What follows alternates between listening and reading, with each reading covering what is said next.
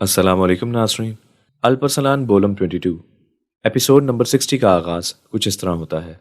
غار کے باہر کا منظر دکھایا جاتا ہے جہاں رتی بہت غصے میں ہوتا ہے اور کہتا ہے کہ اب مروا قبیلے جا کر حملہ کرنے کا وقت آ گیا ہے، لہٰذا وہاں چلتے ہیں اور ان پر حملہ کرتے ہیں۔ جوجن رتی کو روکتے ہوئے کہتا ہے کہ کیا تمہارا دماغ کام کر رہا ہے؟ تم یہ سمجھ رہے ہو کہ مروا قبیلے جاؤ گے، ان پر حملہ کرو گے اور وہاں پر موجود تمام تر سلجوق بڑے آسانی سے مارے جائیں گے؟ تم وہاں سے بچ کر واپس نہیں نکل سکو گے۔ تم ایوان جیسی باتیں کرنے لگے ہو، ہوش میں آؤ۔ رتی کہتا ہے مجھے اس بات سے کوئی فرق نہیں پڑتا کہ میں زندہ بچوں یا نہ بچوں، لیکن مروا قبیلے پر حملہ کرنا ہی میرا مقصد ہے۔ اور ویسے بھی نستر جیسے بزدل سپاہیوں کے ساتھ رہتے ہوئے تم بھی بزدل ہو گئے ہو اور تمہاری پوری کی پوری فوج بھی بزدل ہو چکی ہے۔ جیوجن غصے میں چلاتے ہوئے کہتا ہے کہ تمہیں کس نے کہا ہے کہ فرق نہیں پڑتا؟ فرق پڑتا ہے، اور سب سے زیادہ فرق پڑے گا واسپورا کان کو، اور واسپورا کان کی حفاظت ہماری ذمہ داری ہے۔ تمہیں کیا لگتا ہے کہ اگر تم مروا قبیلے پہنچ بھی گئے اور تمہارا یہ منصوبہ کسی بھی طریقے سے کامیاب ہو بھی گیا، جو کہ ہو نہیں سکتا، تو تغرل سلطان ہم لوگوں کے ساتھ کیا کرے گا اور واسپورا کان کے ساتھ وہ کیا کرے گا؟ بہت سی آزمائشیں ایسی آ جاتی ہیں جہاں ذاتی انتقام کو نظر انداز کرتے ہوئے سلطنت کے مفاد کے بارے میں سوچنا پڑتا ہے، اور یہ ایسا ہی موقع ہے، لہٰذا کوئی ایسی غلطی مت کرو جس کی وجہ سے سلطنت پر کوئی نقصان پہنچے۔ رتی جو کہ بالکل خود غرض ہو گیا ہوتا ہے، وہ غصے میں آ کر جوجن کو دھکا دیتا ہے اور اپنی تلوار نکال دیتا ہے کہ آؤ اور مجھ سے لڑو۔ دوسری طرف غار کے اندر کا منظر دکھایا جاتا ہے جہاں الپرسلان ہوش میں آئے ہوتے ہیں اور وہ اپنے ساتھیوں کی طرف نظر دوڑا رہے ہوتے ہیں۔ ان کی نظر سلیمان صاحب پر پڑتی ہے تو وہ دیکھتے ہیں کہ سلیمان صاحب درد سے کررا رہے ہیں۔ پھر وہ سلیمان صاحب کے پاس پہنچ کر پوچھتے ہیں کہ کیا آپ ٹھیک ہیں یا آپ کو درد ہو رہا ہے؟ سلیمان صاحب جواباً کہتے ہیں کہ مجھے بہت درد ہو رہا ہے، لیکن اس وقت اس بات پر اتنی توجہ مت دو، یہ جاننے کی کوشش کرو کہ کیا ہمارے باقی ساتھی زندہ اور صحیح سلامت ہیں۔ الپرسلان صاحب باقی تمام تر ساتھیوں کی طرف متوجہ ہوتے ہیں اور وہ اپنے سپاہیوں کو آواز لگاتے ہوئے کہتے ہیں آرتک آوار آستیز، تم کہاں ہو؟ کیا تم ٹھیک ہو؟ اتنے میں اس غار میں موجود جواہر کی وجہ سے کیکا مانوس کا دماغ اور خراب ہو جاتا ہے اور وہ آوار کو دیکھ کر ہاروی ہاروی چلانے لگتا ہے، یعنی کہ اس کے لاشعور میں کوئی شخص جو کہ ہاروی نام کا ہو اور اس کا دشمن ہوا کرتا ہو، وہ اس کو یاد آنے لگتا ہے اور وہ آوار کو دیکھ کر کہتا ہے کہ ہاروی اب تمہیں مرنا ہوگا، کیونکہ اگر میں نے تمہیں بخش دیا تو تم میری جان لے لو گے۔ لہٰذا وہ آوار کی طرف بھاگتے ہوئے آوار کے اوپر چڑھ جاتا ہے اور اس کا گلا دبانے لگتا ہے۔ یہ منظر دیکھ کر الپرسلان اور وہاں پر موجود تمام تر ساتھی کیکا منوس کی طرف متوجہ ہوتے ہیں، کیونکہ انہیں سمجھ آ جاتی ہے کہ وہاں پر موجود جواہر کی وجہ سے کیکا منوس کا دماغ خراب ہو چکا ہے اور اس کو کچھ سمجھ نہیں آ رہا کہ وہ کیا کہہ رہا ہے اور کیا کر رہا ہے۔ لہٰذا الپا گوت جا کر کیکا منوس کو پیچھے کھینچتا ہوا کہتا ہے کہ یہ ہاروی نہیں بلکہ آوار ہے، لیکن کیکا منوس مسلسل چلاتا رہتا ہے کہ یہ ہاروی ہے اور اس کو مارنا بہت ضروری ہے۔ اتنے میں الپرسلان بھی وہاں پر پہنچ کر کیکا منوس کو کہتے ہیں کہ ہوش میں آؤ، تم پتہ نہیں کیا بکتے چلے جا رہے ہو، یہ ہاروی نہیں آوار ہے۔ آوار جو کہ ہوش میں آ چکا ہوتا ہے وہ کیکا منوس کی طرف دیکھتے ہوئے کہتا ہے لا حول ولا قوت، یہ بڈھا تو پاگل ہو چکا ہے۔ پھر وہاں پر موجود تمام تر سپاہی جو کہ ہوش میں آ گئے ہوتے ہیں وہ سلیمان صاحب کی طرف متوجہ ہو جاتے ہیں اور وہاں پر موجود ان کی صورتحال کا جائزہ لگانے لگتے ہیں تو وہ دیکھتے ہیں کہ ان کے پیر کے اوپر ایک بہت بڑا پتھر گرا ہوا ہے جس کی وجہ سے وہ ہل نہیں سکتے اور وہ بہت تکلیف میں ہے۔ لہٰذا الپرسلان صاحب سلیمان صاحب کو دلاسا دیتے ہوئے کہتے ہیں کہ ہم اس پتھر کو یہاں سے ہٹا دیں گے، آپ کو تکلیف کو برداشت کرنا پڑے گا۔ پھر الپرسلان اور ان کے تمام تر ساتھی وہاں پر موجود اس پتھر کو ہٹانے کے لیے ایک ساتھ زور لگاتے ہیں اور سلیمان صاحب کی ٹانگ اس پتھر سے باہر نکلوا لیتے ہیں، لیکن سلیمان صاحب جو کہ بہت زخمی ہو گئے ہوتے ہیں وہ درد کی وجہ سے کررا رہے ہوتے ہیں۔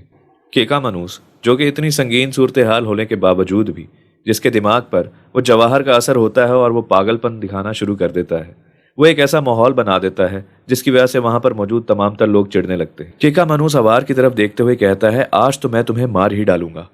الپا گوت جو کہ بہت چڑھ گیا ہوتا ہے وہ کیکا منوس سے کہتا ہے کہ اب بس کر جاؤ، ہوش میں آؤ، وہ آوار ہے، ہاروی نہیں۔ آوار جو کہ غصے سے کیکا منوس کی طرف دیکھ رہا ہوتا ہے وہ کہتا ہے کہ میرا نام ہاروی تو نہیں، لیکن ہاں میں تمہیں قتل ضرور کرنا چاہتا ہوں۔ کیکا منوس الپا گوت سے کہتا ہے کیا تم نے دیکھا، وہ مجھے مارنا چاہتا ہے اور تم مجھے روک رہے ہو۔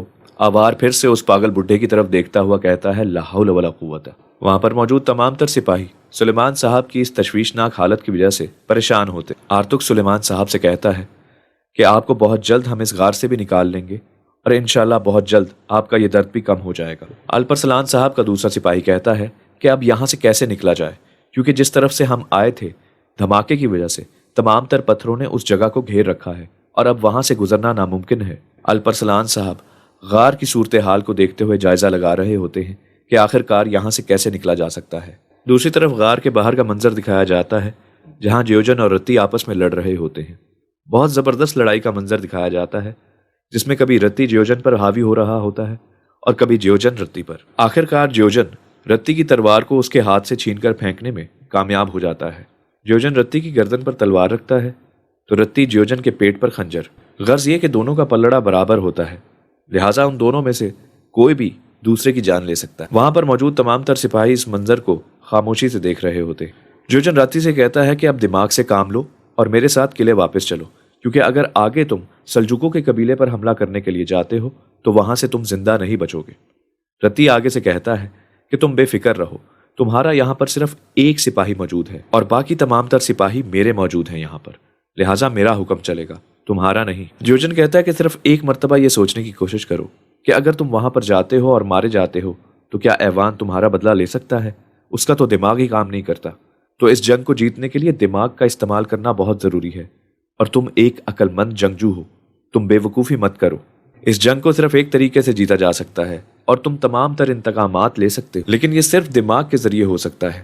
آخر کار رتی کو جیوجن کی بات سمجھ آ جاتی ہے اور وہ کہتا ہے کہ ٹھیک ہے، میں تمہارے منصوبے پر کام کروں گا اور مجھے تمہاری بات سمجھ آ گئی، لیکن ایک بات ضرور یاد رکھنا کہ کیکا منوس سے بدلہ لینا ہے، اس نے ہم سب کے ساتھ غداری کی ہے۔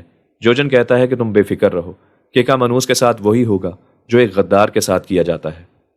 دوسری طرف غار کے اندر کی صورتحال دکھائی جاتی ہے جہاں پر الپرسلان اور ان کے تمام تر ساتھی نہایت پریشان ہوتے ہیں کہ آخر اب اس غار سے کیسے نکلا جائے۔ الپاگوت الپرسلان صاحب کی طرف دیکھتے ہوئے کہتا ہے کہ ہم ضرور نکلیں گے۔ الپرسلان صاحب بھی جواباً کہتے ہیں کہ انشاءاللہ اللہ ہمارے لیے کوئی نہ کوئی رستہ ضرور نکال دے گا۔ دوسری طرف آکنی اماں کے خیمے کا منظر دکھایا جاتا ہے جہاں اقصیٰ خاتون اور آکنی اماں بیٹھ کر کام کر رہی ہوتی ہیں۔ آکنی اماں اقصیٰ خاتون کی طرف دیکھتے ہوئے کہتی ہیں کہ میرا خیال ہے کہ تمہیں زیادہ پریشان ہونے کی ضرورت نہیں ہے، میں جانتی ہوں کہ الپرسلان صاحب کے زخم کی وجہ سے تم بہت پریشان ہو۔ اقصیٰ خاتون جواباً کہتی ہیں کہ بات صرف اتنی نہیں ہے آکنی اماں، زخم کے ساتھ ساتھ اب مجھے اس بات کا بھی احساس ہو رہا ہے جب کوئی آپ کا اپنا بہت زیادہ مصیبت میں ہو تو آپ پر کیا گزر رہی ہوتی ہے۔ پھر اقصیٰ خاتون آکنی اماں کے بالکل قریب آ کر ان سے بات چیت کرنا شروع کر دیتی ہیں اور وہ کہتی ہیں کہ یہ ہار جو آپ کے پاس موجود ہے میں نے الپاگوت کے پاس بھی دیکھا تھا، یہ ہار کا کیا چکر ہے؟ آکنی اماں کے گلے میں وہ ہار موجود ہوتا ہے۔ آکنی اماں اس ہار کو تھامتے ہوئے کہتی ہیں کیا تم اس ہار کے بارے میں پوچھ رہی ہو؟ اور ہنسنے لگتی ہیں اور بتاتی ہیں کہ یہ ہار تو پریشانی کا ہار ہے، اس میں میں نے اپنے بیٹے کے لیے دعا لکھی ہوئی۔ اور پھر وہ اقصیٰ خاتون سے بات چیت کرتی چلی جاتی ہیں کہ جب میں تمہاری عمر کی تھی تو میں بھی ان چیزوں کے بارے میں سوچ سوچ کر کڑتی رہتی تھی جن کے بارے میں سوچنا ضروری نہیں، یعنی کہ بلا وجہ ذہنی تناؤ۔ پھر وہ ایک پرانے منظر کو یاد کرتی چلی جاتی ہیں اور اس بات کو جاری رکھتے ہوئے کہتی ہیں کہ بچپن میں جیسے میرے بیٹے الپاگوت نے کسی شکار یا کام کے لیے جانا تو مجھے اس طرح کا خوف آنا کہ شاید وہ واپس نہ آ سکے، شاید اس کا انتقال ہو جائے، اور اس طرح کے ڈر سے میں کڑتی رہتی تھی اور ڈرتے ہوئے اللہ سے دعا کرتی رہتی تھی کہ یا اللہ میرے بچے کی حفاظت فرما۔ یعنی کہ وہ اسی سوچ کے بارے میں بات کر رہی ہوتی ہیں جو عموماً ہمارے ہاں ہر ماں میں موجود ہوتی ہے کہ اس کا بچہ صحیح سلامت اور با حفاظت گھر پہنچ۔ ناظرین، اب جس سین کے بارے میں آپ کو بتانے لگا ہوں، جب میں نے یہ دیکھا تو میں خود بھی بہت خوش ہوا اور مجھے اپنے مسلمان ہونے پر فخر بھی۔ تو ناظرین، اس سین کو دل سے دیکھیے اور کمنٹ سیکشن میں آکنی اماں کے اس عمل کا ضرور ذکر کیجیے گا۔ آکنی اماں اقصیٰ خاتون کو بتاتی ہیں کہ پھر میں نے جلیل صاحب یعنی کہ اپنے شوہر والا کام کرنا شروع کر دیا، کپڑے پہ کچھ نہ کچھ بننا شروع کر دیا اور نہایت خوبصورتی سے میں نے لا الہ الا اللہ محمد الرسول اللہ لکھا۔ لا الہ الا اللہ کا ایک ٹکڑا تعویذ جیسے ہار میں پرو کر ایک علیحدہ کر دیا اور محمد الرسول اللہ والا ٹکڑا ہار کی شکل میں علیحدہ کر دیا۔ اور پھر وہ بتاتی ہیں کہ وہی ایک ہار یعنی کہ وہ تعویذ ان کے بیٹے الپاگوت کے گلے میں ہے اور دوسرا ان کے گلے میں۔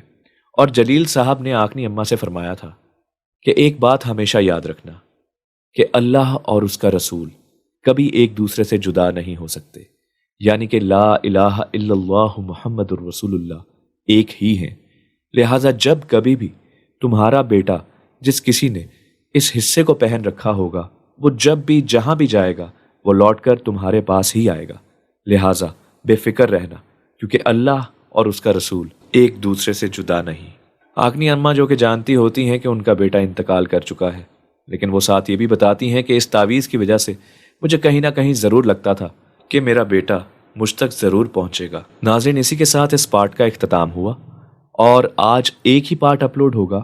اس کی وجہ یہ ہے کہ روزہ رکھنے کے باوجود میں آپ لوگوں کی خدمت میں پیش ہوں، اور میں امید کرتا ہوں کہ آپ اس بات کو سمجھ سکیں گے۔ اللہ پاک آپ کو اور آپ کے گھر والوں کو اپنے حفظ و امان میں رکھے، اور تمام تر روزے داروں کا روزہ قبول فرمائے۔ بہت جلد نیکسٹ ویڈیو میں ملاقات ہوتی ہے، تب تک اپنا خیال رکھیے گا۔ اللہ نگہبان۔